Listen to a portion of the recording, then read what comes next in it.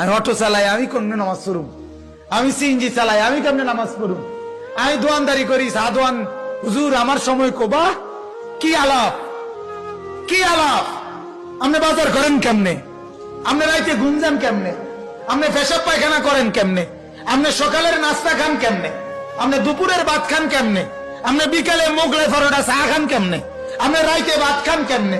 আপনি বউরে লইয়া মার্কেটে যান কেমনে? আপনি শ্বশুর বাড়ির যান কেমনে? আপনি মোবাইল রিসিভ করেন কেমনে? আপনি বন্ধুদের লগে আড্ডা মারেন কেমনে? হিডি করেন কেমনে?